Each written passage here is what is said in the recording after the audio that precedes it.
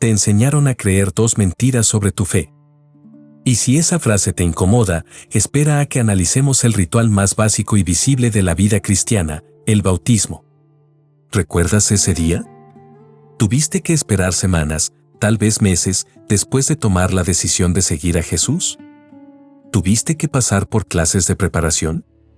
¿Tu pastor o líder te dijo que debías ordenar tu vida antes de ser digno de la piscina bautismal? Tal vez te dijeron que la decisión de fe era una cosa y el bautismo era un paso posterior de obediencia. El problema es que esta separación no es bíblica.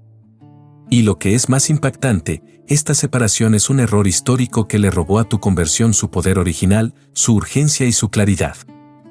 Fíjate en esta contradicción, te dijeron que la fe es inmediata, que la salvación es instantánea, pero luego te dijeron que la confesión pública de esa fe debe ser pospuesta. ¿No te parece extraño?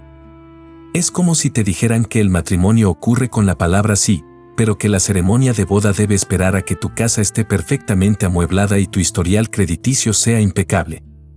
Esta práctica de separar la conversión de su confesión pública inmediata, el bautismo, es uno de los grandes mitos que se ha infiltrado en el cristianismo moderno. Y tiene una fecha de nacimiento, un motivo y una consecuencia que te va a sorprender. La historia de la Iglesia, no la Escritura, fue la que creó esta peligrosa brecha. No estás solo si sientes que el bautismo se ha convertido en un ritual más, desprovisto de la urgencia y el poder que ves en el libro de Hechos. Es una frustración real y tiene una explicación histórica. Hoy vamos a desmantelar esta tradición, vamos a viajar a la iglesia primitiva para ver lo que realmente ocurrió, y vamos a revelar por qué la inmediatez del bautismo era, y debe volver a ser, el núcleo de tu confesión pública de fe. La verdad es que si eres creyente, tienes el derecho y la responsabilidad de dar este paso. Si quieres descubrir más conceptos como este que transforman tu visión del mundo, suscríbete a este canal donde exploramos las ideas más poderosas para tu vida. El punto de partida para corregir cualquier práctica de la Iglesia es volver a la fuente. Y cuando abrimos el Nuevo Testamento, específicamente el libro de los Hechos, nos encontramos con un patrón que es, para los ojos modernos, chocante en su velocidad. Piénsalo, en tu iglesia, la conversión es a menudo la oración del pecador, seguida por una tarjeta llenada y una invitación para las clases de nuevos creyentes. El bautismo puede suceder 3 meses después, o incluso 6 meses, con la justificación de la preparación. Pero, ¿qué ves en Hechos? Lo que encontramos es un patrón de inmediatez radical. La fe y el bautismo son presentados como dos caras de la misma moneda de la iniciación. Hay una unidad funcional entre el creer y el confesar públicamente ese creer a través del bautismo en agua. Imagina la escena, el día de Pentecostés. Pedro predica, la multitud está compungida y pregunta, ¿qué haremos? Pedro no les dice, llenen una tarjeta, vayan a las clases y esperen 3 meses. Su respuesta es directa y urgente, arrepiéntanse y sean bautizados cada uno de ustedes en el nombre de Jesucristo para perdón de sus pecados, Hechos 2:38. ¿El resultado? Así que, los que recibieron su palabra fueron bautizados, y se añadieron aquel día como 3,000 personas. El mismo día. Sin comité de membresía. Sin clases. Fíjate en cómo esto funciona en la realidad, y en el caso del carcelero de Filipos, Hechos 16. Pablo y Silas están en la cárcel. Hay un terremoto. El carcelero, aterrorizado, pregunta, ¿qué debo hacer para ser salvo? La respuesta de Pablo es sencilla, cree en el Señor Jesús, y serás salvo, tú y tu casa, ¿y qué pasa después? Pablo les predica la palabra, en aquel mismo momento de la noche, el carcelero y toda su familia fueron bautizados. En medio de la noche, en su casa, sin esperar el domingo, sin esperar el bautisterio. Otro ejemplo asombroso, Lidia, en Filipos. Ella escucha a Pablo, el Señor le abrió el corazón para que estuviera atenta a lo que Pablo decía, y el siguiente versículo. Y cuando fue bautizada, con su familia. ¿Sabes lo que más me fascina de esto? La fe era la condición interna, y el bautismo era la confesión pública y el rito de iniciación externa. No había un espacio de tiempo para ver si el converso daba frutos antes de ser admitido públicamente. El bautismo era el paso de obediencia inicial y la bienvenida a la comunidad, no un certificado de madurez espiritual posterior. Este patrón se repite con el eunuco etíope, quien, al ver el agua, pregunta, ¿qué impide que yo sea bautizado? Felipe no responde con una lista de tareas pendientes. El eunuco cree, y descendieron ambos al agua, Felipe y el eunuco, y le bautizó. La conversión y el bautismo en el Nuevo Testamento eran funcionalmente inseparables en su inmediatez. La inmediatez no es un error de logística, es un reflejo de la urgencia y el poder de la obra de Dios en la vida de una persona. El problema de la separación que vemos hoy no es teológico en sus raíces, sino histórico y legalista. Pero si el patrón bíblico es tan claro, ¿cómo y por qué se perdió esta urgencia? ¿Quién decidió que debíamos esperar? La respuesta nos lleva a los siglos posteriores a los apóstoles, donde el miedo y el legalismo comenzaron a socavar la simplicidad del Evangelio. La separación entre la conversión y el bautismo no fue un invento protestante moderno, de hecho, es un problema que comenzó a gestarse muy temprano en la historia de la Iglesia, a partir del siglo II. El concepto que comenzó a ganar tracción era simple: el bautismo perdona todos los pecados pasados, pero si pecas después de ser bautizado, la ofensa es mucho más grave y difícil de perdonar. Imagina esta escena por un momento: tú vives en el Imperio Romano del siglo II. Has visto a cristianos ser perseguidos y martirizados. El bautismo es un acto público de lealtad total a Cristo. Pero también sabes que la vida es dura, que las tentaciones son reales, y que vas a fallar. Esta nueva doctrina, aunque bien intencionada para fomentar una vida santa, sembró una semilla de terror y legalismo en los corazones de los creyentes. Fíjate en cómo esto funciona en la realidad. Los padres de la Iglesia comenzaron a discutir intensamente sobre el pecado post-bautismal. Si el bautismo era el gran perdón, ¿qué rito quedaba para el que volvía a pecar gravemente? Esta tensión llevó a una lógica humana: si tienes miedo de pecar después, retrasa el bautismo lo más posible. ¿Y qué ocurrió? La gente comenzó a posponer el bautismo hasta los últimos momentos de sus vidas, o incluso hasta el lecho de muerte. La esperanza era pecar toda la vida y luego, en el último suspiro, ser bautizado para que todos los pecados fueran borrados de un solo golpe. El bautismo pasó de ser el rito de iniciación y confesión pública de una vida nueva a ser un mero seguro de vida post-mortem. El caso más famoso es el del emperador Constantino, quien, a pesar de ser la figura que hizo legal el cristianismo y que convocó el Concilio de Nicea, solo fue bautizado en su lecho de muerte, en el año 337 después de Cristo. Constantino era un cristiano que gobernaba un imperio, pero no se atrevió a dar el paso público por miedo a pecar después. Su acto se convirtió en un poderoso precedente cultural y político que validaba la separación entre la fe, que es conversión, y el rito, que es bautismo, reforzando la idea de que era mejor retrasar para minimizar riesgos. La causa de la separación no fue una nueva revelación bíblica, sino el legalismo, el miedo y la falta de fe en la gracia perdonadora de Dios en la vida diaria. La gente no confiaba en que Dios pudiera perdonar los grandes pecados después del bautismo, transformando la obra de Cristo en una especie de tarjeta de crédito con un solo uso.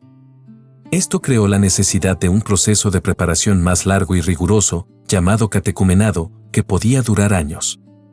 Pasó de ser un proceso de bienvenida a la comunidad a ser un filtro de purificación que aseguraba que la persona era digna o estaba preparada para el rito. ¿Y adivina qué? Esa mentalidad de preparación es la que heredamos hoy en las clases de nuevos creyentes, que se convierten en un requisito burocrático para la piscina. Pero la historia no se detiene ahí. El diablo nunca se conforma con un solo error. En el siglo XIX, una nueva innovación apareció para cementar la separación y crear un rito sustituto que es hoy, irónicamente, la forma más común de conversión en la Iglesia evangélica: la oración del pecador.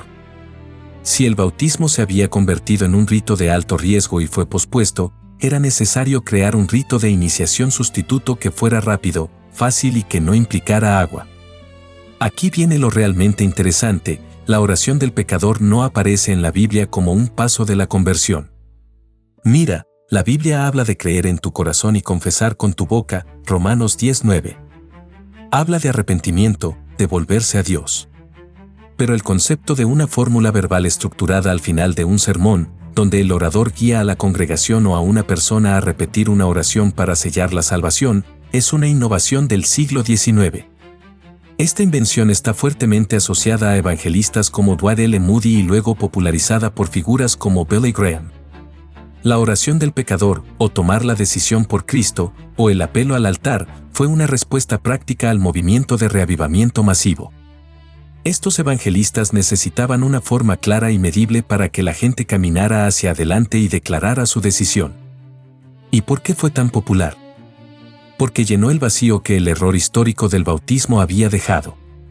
Primero, sustituyó al bautismo como rito de iniciación. Al posponerse el bautismo, la oración del pecador se convirtió en el verdadero día de la conversión. El bautismo se volvió secundario, una formalidad que puedes hacer cuando te prepares. La oración del pecador se convirtió en el evento de confesión pública inicial, quitándole ese papel al bautismo. Segundo, facilitó la burocracia. Para el evangelista, contar cuántas personas hicieron la oración era más fácil que contar cuántas fueron bautizadas inmediatamente. Se convirtió en una métrica de éxito. Tercero, proporcionó seguridad falsa. Para el converso, la repetición de la fórmula se convirtió en la garantía de la salvación. Ya hice mi oración, estoy a salvo.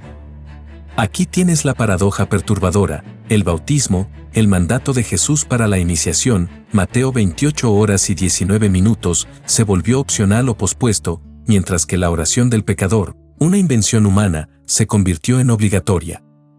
La oración del pecador pasó a ser el rito de iniciación de facto del evangelicalismo moderno, reemplazando la necesidad de la primera confesión pública bíblica, que es el bautismo en agua. Y aquí está el clímax de la tragedia: el bautismo, que en el Nuevo Testamento era el símbolo de que una persona había muerto y resucitado con Cristo, Romanos 6:4, y que era una demostración de fe urgente, se convirtió en una caja a marcar en la lista de cosas de la Iglesia. Perdió su poder de confesión pública inicial y radical. Si te identificas con esta búsqueda, comenta, yo también, y compartamos este viaje. Si tu curiosidad está al máximo, comparte este video con alguien que también esté haciendo estas preguntas. Ahora que hemos visto el patrón bíblico de inmediatez, el error legalista del siglo II y la innovación sustituta del siglo XIX, necesitamos entender las devastadoras consecuencias prácticas de esta separación en la vida de la comunidad y del creyente. La separación entre la conversión y el bautismo, al ser un error conceptual, tiene consecuencias profundas en la vida real. No es solo un debate teológico, es una tragedia funcional que afecta a la comunidad, el creyente y la percepción del Evangelio. Primero, se pierde la unidad funcional de la confesión. En el Nuevo Testamento, la fe era un acto interno, el bautismo era la exteriorización y la confesión pública de ese acto. Al separarlos, se crea una dicotomía artificial: la fe es secreta e interna, y el bautismo es un ritual externo y burocrático. El bautismo pierde su peso de declaración de guerra al viejo yo y al mundo, y se convierte en una simple graduación de las clases de nuevos creyentes. Segundo, se diluye la urgencia del Evangelio. La inmediatez del bautismo en Hechos reflejaba la urgencia de la conversión. Cuando el carcelero de Filipos preguntó qué hacer, la respuesta era ahora. Al introducir un periodo de espera, se envía un mensaje subliminal de que la salvación puede esperar, que la lealtad a Cristo no es una decisión radical e inmediata, sino un proceso de paciencia. Tercero, se fomenta un evangelio de obras disimulado. El motivo de la separación en el siglo II era el miedo al pecado. La gente tenía que limpiar su vida antes de ser digna. Esto, aunque sutil, es una forma de evangelio de obras, la gracia de Dios más un periodo de tiempo y buen comportamiento para probar que eres digno. El mensaje bíblico es: eres bautizado porque has creído, no esperas para ser digno. Cuarto, se genera el fenómeno del conversor secreto.